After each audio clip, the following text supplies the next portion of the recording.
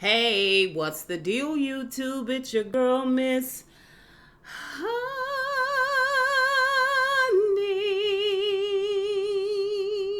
Welcome back to the channel, you guys. It is your girl, Miss Honey, here for a quick video, child. Everybody's talking about it. I mean, it was Twitter. It was like DMs. Instagram started going up. I was watching a couple of lives, and those lives was going to end because somebody else was going live about Will and Jada Pinkett Smith, child. I said, y'all know Miss Honey like to wait a minute. Y'all know I like to wait a minute because I didn't talk about the Will and Jada situation early on when the story first broke like 2 weeks ago. Or like a week and a half ago. It's you got to think in social media time. So it could have been yesterday, and it feel like 2 years ago. A couple of few days, 2-3 days ago. Let's just say that, where August Alsina did. I saw part of an interview that August Alsina did with Angela Yee. And I think this was her podcast, Lip Service. Y'all don't quote me on that. I don't know. I don't really follow Angela Yee like that. But she do get the stories, right? So, where she kind of talked with him about what the relationship was for him with Jada. What was that like? Like, she just kind of helped him along into the conversation, and he seemed, open to discussing it, to talking about it, and he just began to pour his heart out, you know what I mean? And he, to me, he sounded, heartbroken and lovesick and just, you know, he just sounded like he had been through some stuff, like first love type situation. That's what it gave me. It gave me like first love type feelings. Like, even if he was college age at the time, it still was giving me like first love kind of tease, right? And you find that a lot when when there's an age difference. Even if there's a girl in her 20s and she deal with a dude like in his 40s or whatever, not that they're going to last forever, but how she feel about him, how the relationship goes, it's kind of going to imprint on her. And you'll find that that's kind of like her type, even though she might meet somebody who's not the same age. She might meet somebody who her same age, but he's probably going to have like a lot of mannerisms or the looks or the styles or the smell or the hang or the swing, like the dude that she messed with who was like 40, like older, right? It's like an imprint on you. Same thing when you have a woman of a certain age and she deal with a younger dude. That younger dude, just depending on how open he is with his feelings, what he looking for, what he going through, he may feel like she leaves heaven every morning and flies down to his windowsill. Like, she is a bona fide angel. Like, she was sent to me. Like, it was heaven sent. The way he talked about it in such a euphoric way, it was almost kind of pitiful. It was just like, oh, bless his heart. You know what I'm saying? Like, I always say cougar coochie is the deadliest of all coochies. It's cougar coochie, right? Because the cougar coochie know what they want. They know what they doing. They know how they need it done. Like, you know what I mean? Like, by the time you get the cougar stage, you kind of know everything you need, that how the game need to be played, how you want to play, how and it's just, some dudes enjoy that. Some dudes enjoy a woman that is self-confident and self-assured in her body and just everything, you know what I mean? Just casual, just real easy going, like no pressure type situation, right? Plus, let me just say this, it is something intriguing to a man knowing he dealing with a woman and she got a man.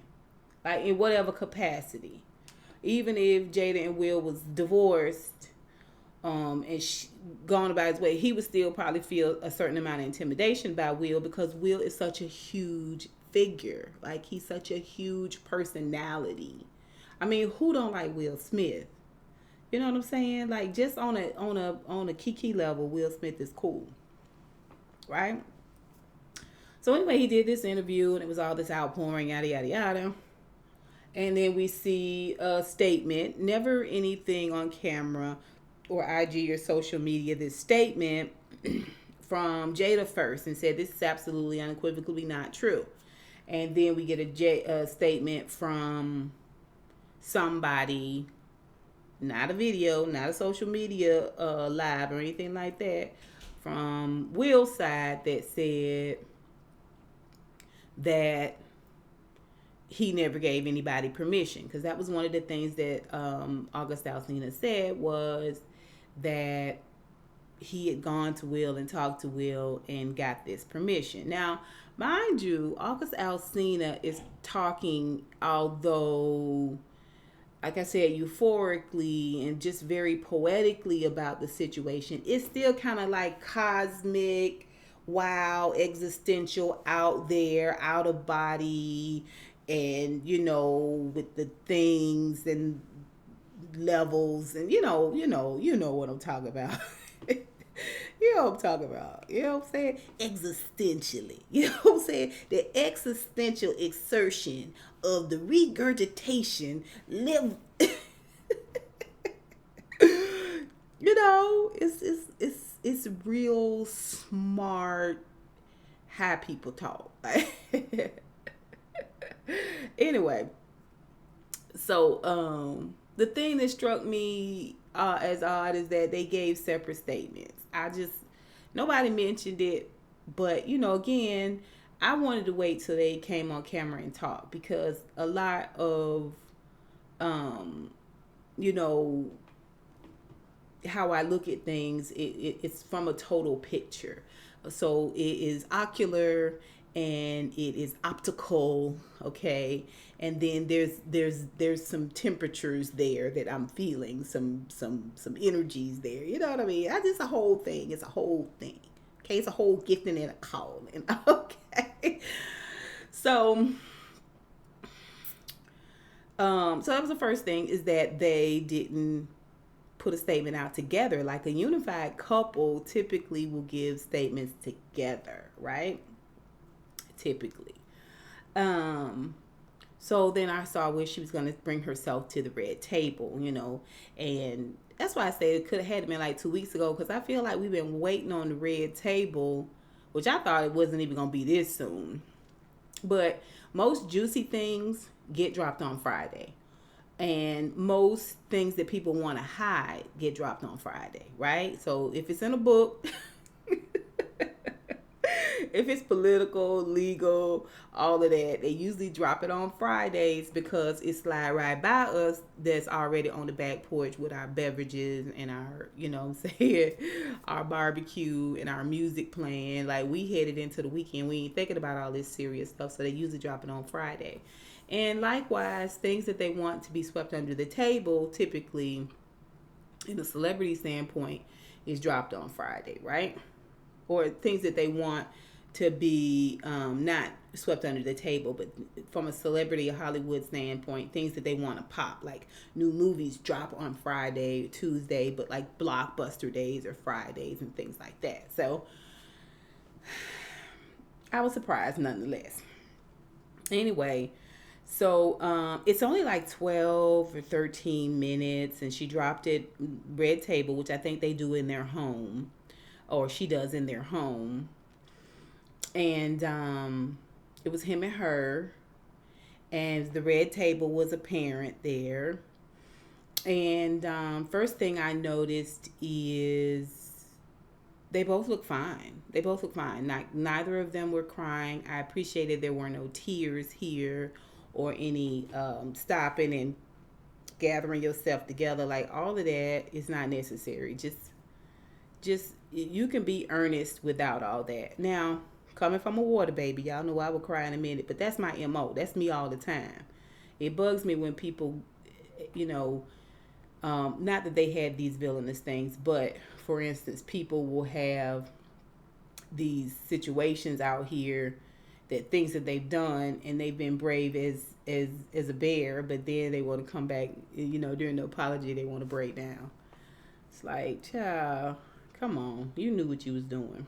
But and I'm not saying that about Will and Jade. I'm just saying I appreciate the fact that she wasn't on there crying, right? So she got to talking and it was kind of the same.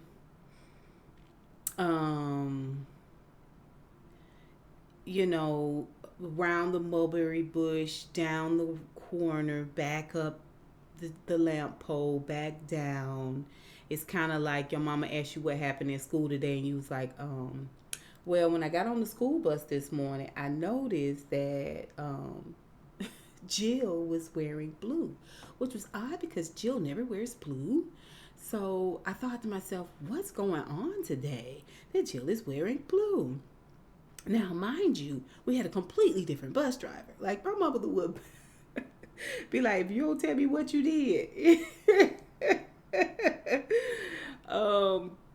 It's just, the thing that I noticed the most is that, first of all, she was sitting Indian style, and she had on like soccer shoes. She wasn't dressed like she normally does for Red Table Talk, which she and her mom are usually like,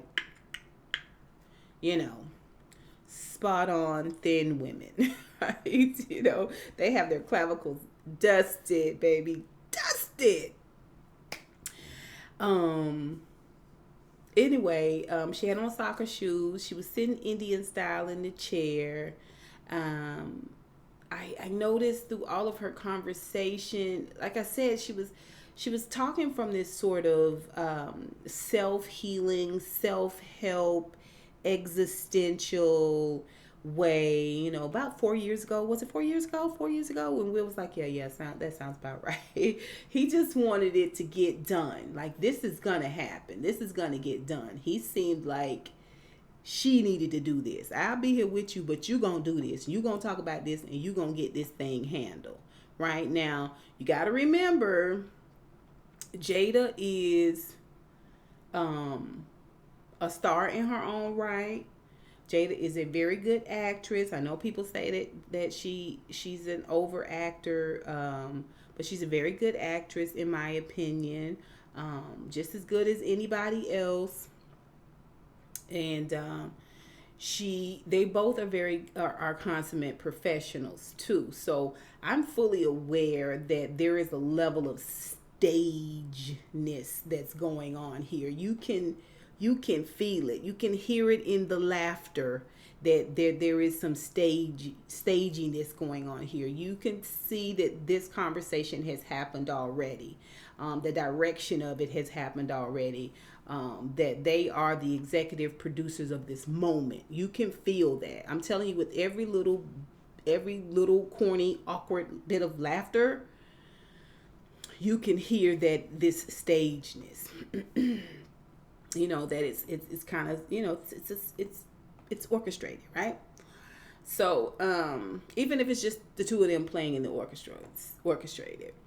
So she goes on and she makes a couple of decisions where she's not really quite ready to take full ownership.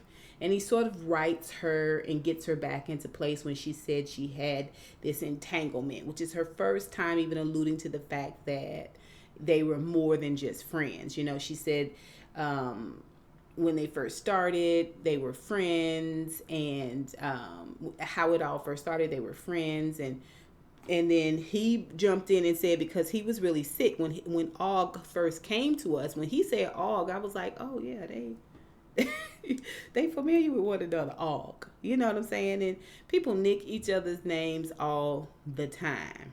Okay. When Aug first came to us, he was so sick. Like, he was very sick. And she was like, oh yeah, he was very, very sick. Very, very sick. So, then she said, that was, she was feeling so bad. She was just so she just felt so sad or down or lonely or something. One of them words where she was fragile, and here's an opportunity to help heal someone. See, that's a little, when people say they healed or I can help heal, that's a little piety. That's what's the word I'm looking for? It's not self-aggrandizing. It's not it's a little messiah complex. You yourself can't heal anyone. You can use knowledge of things to help. You can be a consoler that allows someone a place of rest or respite to heal, but you yourself do not heal. You don't have the ability to. You just don't. You have the ability to be a conduit. Okay? But God heals, right? And he uses us to do it. But for you to take that on or think that this is something that you could do, I don't know. It's odd to me. It's weird. It's a little I still haven't figured out the word yet, but I know my wordsmiths, Badu, T52, Simply B, Deidre. I already know y'all gonna get down in there and y'all gonna give me Pacino. I know y'all gonna give me the words that I'm looking for. Anyway, so she said it was this opportunity to heal him, and in turn, maybe feel a little better about herself. I agree. I'm a person that operates in service to others. I'm always looking to help. It does make you feel better, and it certainly makes you feel, I guess, a little bit more appreciative. You feel you have a lot more gratitude for your life and not as much woe is me when you're helping others. I do agree with that. I don't think that was this was that, but I get it. So, and she said then, she kind of trailed off. And so she started talking about other things about herself, and she kept doing this, so I know that was something else I noticed. Okay. So everybody knows this is the submissive position, right? Like, hey, I didn't mean no harm, or I'm just saying, or I was done with it at that point. That's what that is. Like, I'm out of it. I'm surrendering. I'm submitting. I'm conceding. That's what hands up is. So I noticed the hands up. I was just like, okay. So I know immediately that she is in a position of defense, and it's not defensiveness for us. I think it was defensiveness for Will, and it wasn't demonstrative. It was very subtle, because they're trying to keep this, we're cool, we're fine, we're good friends, we've never been better, we float above conventional relationships, conventional ideas of what marriage is and friendship is. Like this is what they're giving as a couple. But she is just trying to explain how hurt and what a weird place she was in. A lot of people didn't know at the time that they had this entanglement. Everybody's talking about the word entanglement. It was just her way of trying to repackage the bull crap. So, somebody got into a full-on brawl, you would say confrontation or the incident, right? Like, you wouldn't say the graphic details of it. Like, so it was some serious mollywopping going on around there. So she said entanglement, and that laughter just bust out of it. Entanglement. Oh, okay. Relationship, right?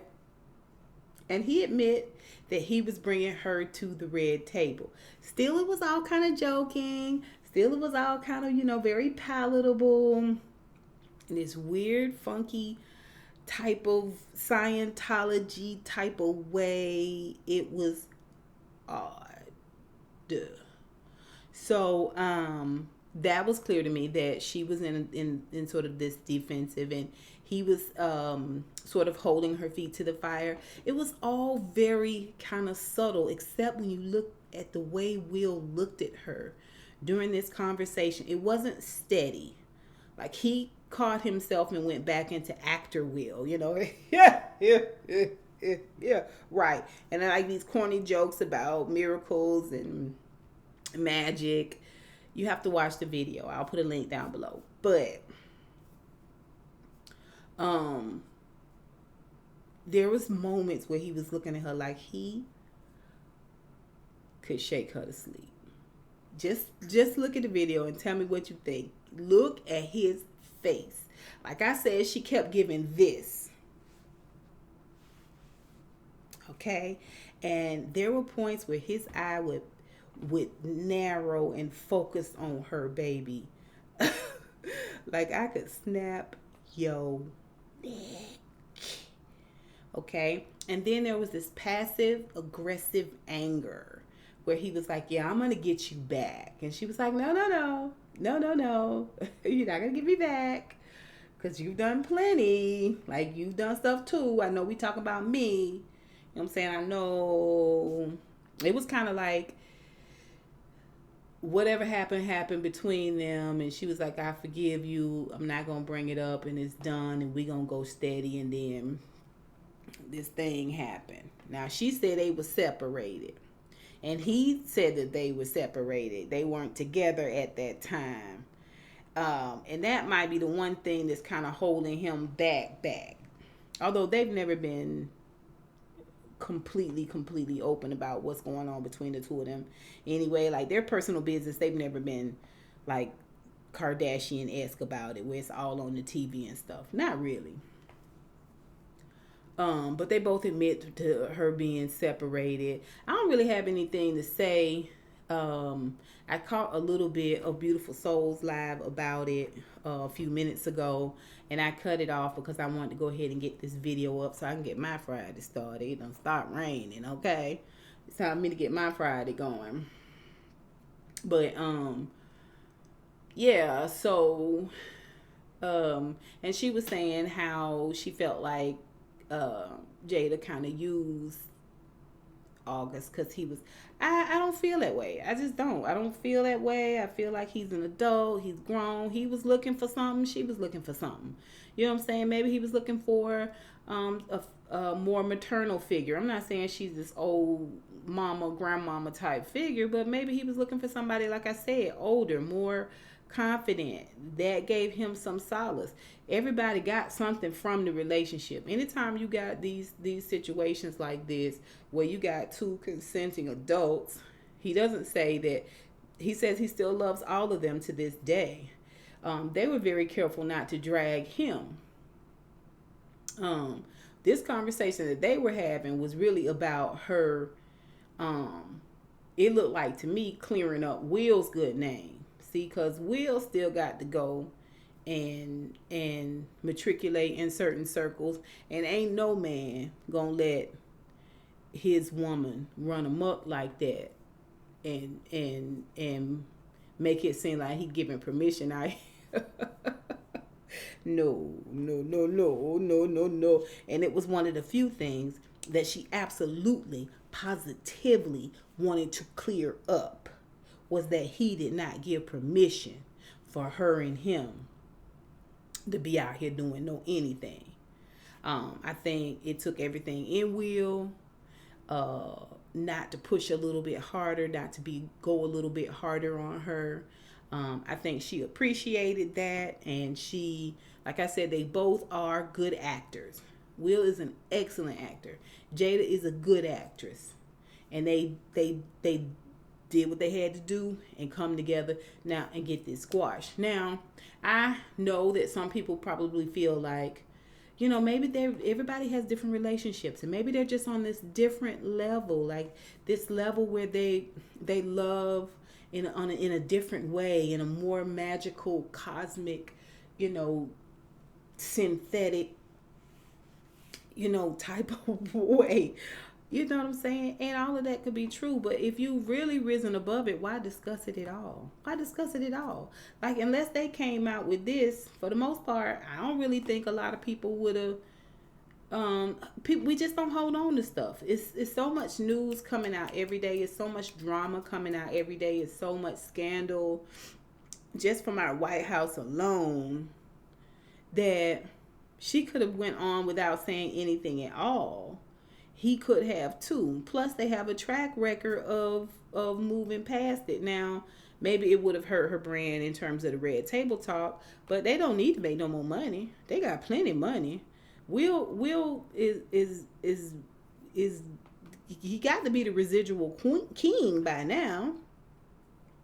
You know, and people have said a couple of things about maybe he's has his own lifestyle that he enjoys that doesn't involve the company of women, allegedly, or maybe it does. I don't know. I didn't see that. What I saw from him was,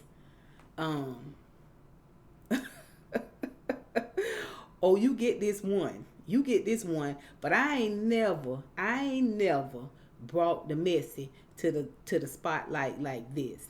And, you know, he just seemed like he kind of had I told you so type of demeanor. Maybe like he was slightly embarrassed because when she was like, you kidding and you're kidding and yada, yada, yada. And he was like, oh, no, but I'm serious. I was like, Now, let me say this. Like I said, it wasn't that long. These are the things that I saw, okay? Defensiveness. The fact that they didn't make a statement together. Here we're coming to the red table and they still not sitting together. It was kind of like him taking, you know, if you ever took something from the store as a child and your mama make you take it back and she's standing there while you apologize, okay? It was kind of like he was doing that to her. Defensive. You know, submissive, defensive, whatever. She just was giving it. And, you know, it was just like, oh, and that was so long ago. It was so long ago. It was almost like trying to convince us that it was so long ago, right? So, like, why are we still talking about it? We're still talking about it because you mess with a young dude. And just like if Will had a mess with a young girl, it's youth. It's the young. You know, he's severely infatuated. And there may be some mental speed bumps in his life, and he told it. He still love her. He ain't gonna let it go. This his way of shining the spotlight on it and hoping Will will set Jada out and he can go by there and pick her up. You know what I'm saying? He's living in a fantasy land, child. It's a whole marriage. It's a whole brand, a corporation, darling. You are not going to take this down. And Jada's over it. I mean, she's probably had large, delicious penis all of her sexual life. I mean, she's a good looking woman. She's probably commanded some of the best peni out there. You know what I'm saying? And like I said, nothing makes a man want you more knowing that somebody else wants you and or that you don't want them. How dare you discard me? After I supped at your feet, after I, you know, braided your hair, girl, and polished your fingernails. How could you drop me? Anyway, but, you know, then towards the end, you know, they slapping Five, and he was saying he's been tremendously great through all this, and she was like, you're awesome. And that was Uncle. That was Uncle. You ever been wrestling with somebody and you done like they got the best of you, cry Uncle, right? Mercy, right? Y'all remember Uncle? Y'all remember Mercy? Mercy, right? Right, that was her Uncle. That was her Mercy. Now, you guys probably do not remember this, and I don't even know why I brought this up because I'm not going to be able to remember this guy's name, but he played on a show called News Radio. He also was on Saturday Night Live. He was just a wildly funny guy. I can't think of his name. I don't know why I brought that up. I knew I was not going to be able to think of his name. Anyway, he's a white guy. He played on news radio. He was a late night comedian. Really, really funny. Did voices and just a whole bunch of different things. Really, really funny guy. Anyway, he doesn't show up to work one day. He's got a beautiful family, a beautiful bombshell wife, and they had like 2 young sons. He doesn't show up for work one day. They can't find him.